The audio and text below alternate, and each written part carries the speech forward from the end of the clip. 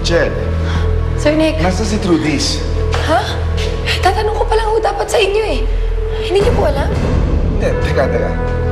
Sabi ko kay Migs, dali si Trudy sa inyo dahil namimiss na raw kayo ng bata. Hindi, kakatawag lang po sa akin ni Migs kanina. Nakausap ko siya pero naputol ko yung linya eh. Parang may emergency kasi narinig ko sinisigaw niya yung pangalan ni Trudis. Sinubukan niyang tawagan ulit pero hindi na makontak.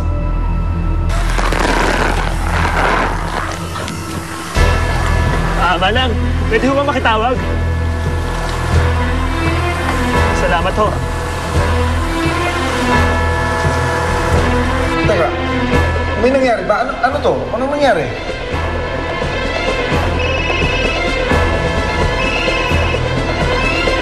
Si Migs. Hello, Migs. Hello? Sir Nick, si Mitch po ito. Oh, nasa si Trudis. Nasaan ba kayo? Sir, tumirik ho yung sasakyan eh. Bumuhos ho yung malakas na ulan. Isinilong ko ho muna si Trudis sa isang kubo. Gagawin ko ho muna sana yung sasakyan habang... Teka, nasaan nga si Trudis? Sir, gumuhuyo yung lupa eh. Kasama ho yung kubo. Ano? Ano nangyari sa anak ko? Sir Nick, ano po nangyari?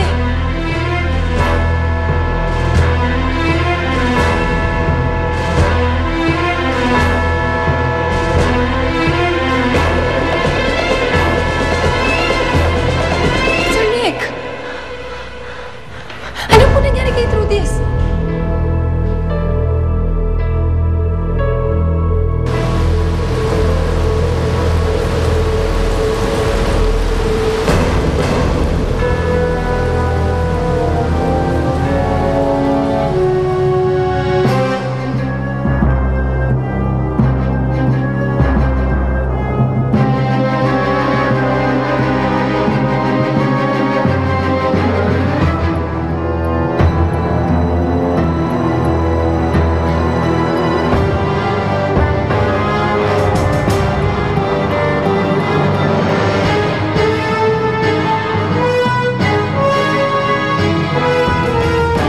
Sir Nick, bilis na natin. Puntahan na natin si Trudis. O, tara na. Han! Ano nangyayari dito? Honey, may nangyari kay Trudis. Natabunan siya ng landslide. Ano? Pati si Migs. Ligtas si Mig, si Trudis ang natabunan. I-report mo na sa pulis at tumawag ka ng ambulansya. Mauna na kami doon. Pakisabi na lang, Barrio Malingap. O sige. Dalian niyo na baka kung ano bang mangyari, honey. Honey, take care of me. Thank you. Okay. Thank you. Go.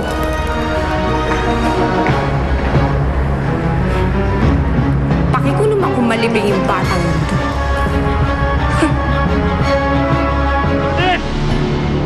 Ludis! Ludis! Maraming salamat sa pagdating nyo. Naglag ho yung bata eh, natabunan ho ng lupa. Kailangan natin maging maingat sa paghuhukay. Pero kailangan bilisan natin. Baka kung ano na nangyari sa bata. At kapag nagpatuloy pa ang buhos ng ulan, baka gumuho ang lupa. Maraming salamat ho. Ingatan po natin. Tara ho, bilisan ho natin.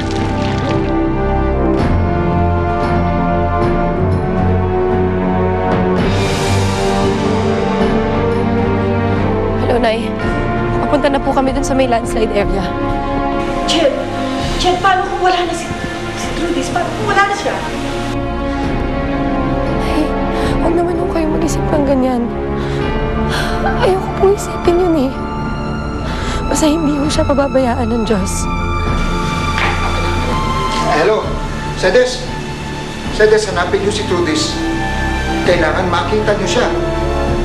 Nawala na si Uping eh. Maaaring makayanan pa namin ang ina mo na mawala ulit pati si Trudis. Ano ba pwede kong maitulong dyan? Ha? Meron ba? Magdasal lang ho kayo ni Nanay. Yan po ang pinakamalaking maitutulong niyo. Oo naman.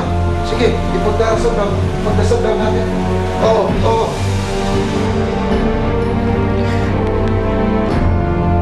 Ched, halika na.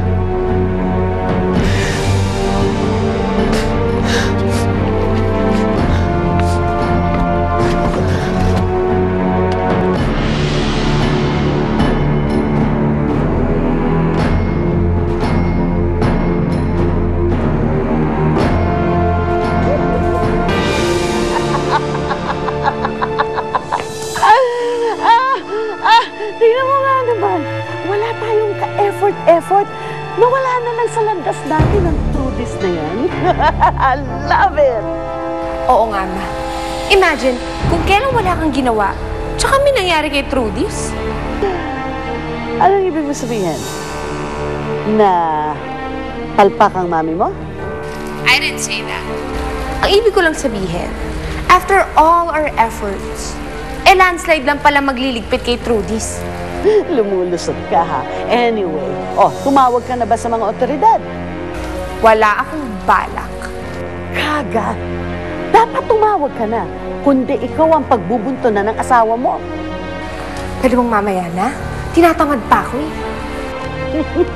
Maldita ka talaga. Manang-mana sa'yo. O sige na, tatawag na ako sa authorities. Okay. Good luck, daughter. Bye! I love you.